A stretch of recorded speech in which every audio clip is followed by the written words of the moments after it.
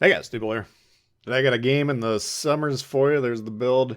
Knew I had a pretty intense Summers game saved up for you guys, but I watched it back a moment ago and now it's coming back to me. This is a pretty intense battle, so strap yourselves in. We got a domination mode, two brothers, and we are on one of the flanks. We are on the eastern flank. Now, capture the base mode on two brothers. Traditionally, the destroyer's role is really to hang out right around that A or D cap area and spot. But here we do actually have some bases to play. However, it is important to be sure you're trying to, number one, get into position quickly, and number two, get some good sighting angles on the enemy. Because a lot of times your team's going to do what I think at least a couple of my guys on here do, which is basically sit here.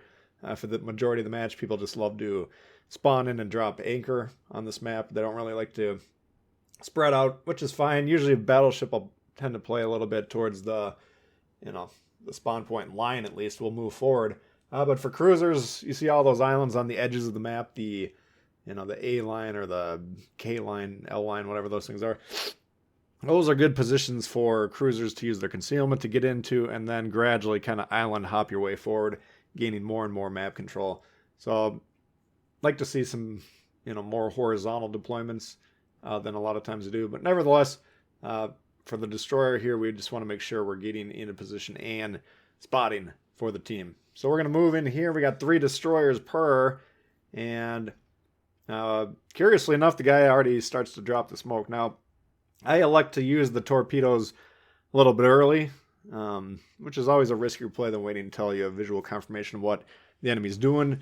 But I figured, man, if we can clip him as he's just trying to spread that smoke out, that's a devastating blow right off the bat. He does turn around, though, and leaves the smoke. Now, I accidentally rammed the island here, but this is a good example of, teammates supporting these destroyers. Look how vicious this is on the Z-23, but his team also shooting at me and doing a good job.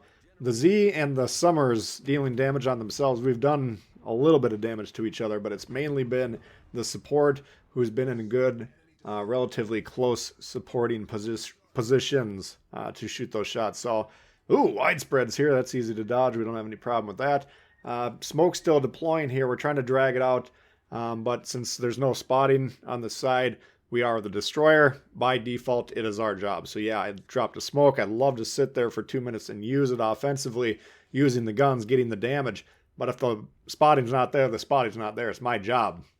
I'm not going to sit there in the cloud, let these guys rush me and then, take me out just because I'm hoping that my team will get into a position where they can spot. That's not how it works. If the destroyer isn't getting the spotting, then you leave the cloud and then you go back to spotting yourself. So these guys, Pomeran's moving in aggressively. Of course, they're World of Rebuilding, and they're tethered at the hip, right? They're mated pairs. They love to play right next to each other as often as possible, and that's just the nature of the beast. So what do? We move to the far edge of the cap. We do capture the base, but we're waiting for this torpedo reload to end in 30 seconds here, because we got 3 sets of torps here, and they're pretty nasty when they connect. So this is a relatively point-blank shot if we can manage to get it off here. They are pushing kind of over here aggressively, and we do have a 5.9 detection on this build here, so we do need to be careful of that. I think I took Bay off one time and put anti-air as an inspiration or something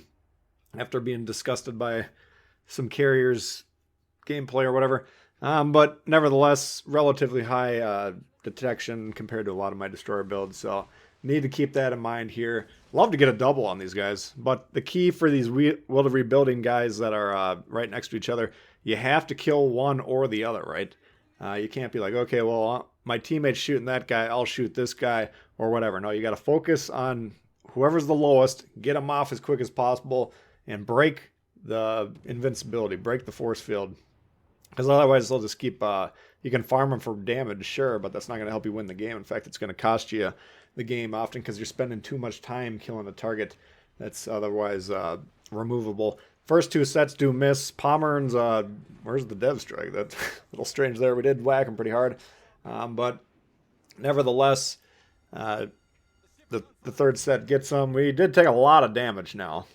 Keep that in mind. We're at 20,000 health. We're down below 10, just about 7 thousand remaining. So pretty costly plays to be making here, but nevertheless, we're kind of relegated to do over here.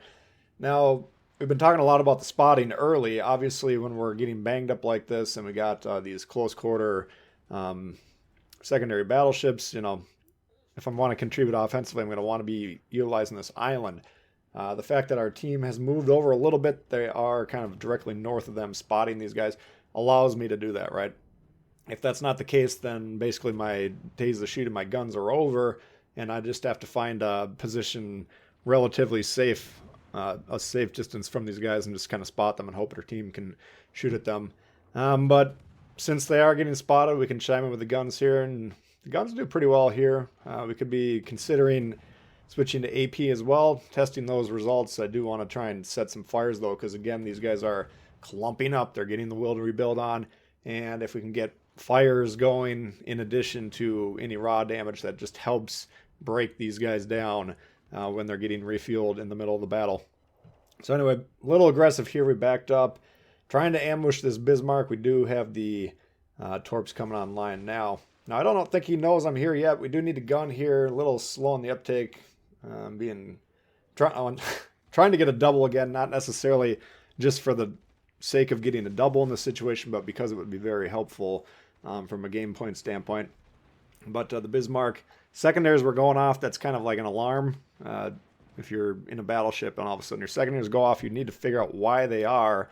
And in his case, I don't know if he ever noticed me or not, but nevertheless, we were able to pull forward there. We did get him, and we're starting to break up, the challenge to this cap. But the problem is, from a strategy standpoint, well, they've been generating points from A. Now, we did manage to get their home cap C.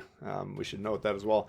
But even though I captured this base very early, it hasn't actually really produced anything heretofore, because these guys, the Pomerans in particular, charged the cap right after I captured it, and basically have been on it ever since. So yeah, we own the base, but we don't really generate anything until these ships are off. Had to drop the smoke again there. A lot of close quarters action with these guys, and these are all very capable secondary ships.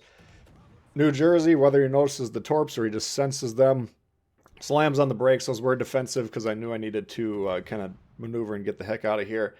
Again, we'd love to sit here and use the smoke, but New Jersey, 3.5 kilometers away. It's entirely conceivable on his build. He can spot us from 3 kilometers away if he has the, whatever it's called, the slot 3 proxy spot mod.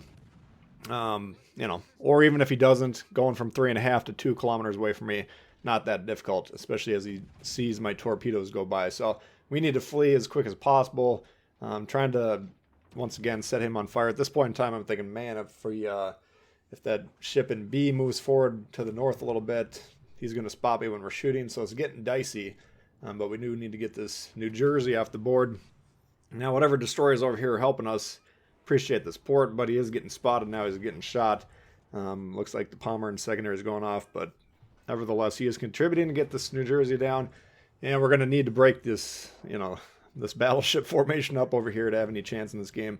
You can see how tight it is in the score there. We're up basically a full battleship at this point in time. Only up by about 70 points, and that's because of once again, them having generation on A and us not having generation on C.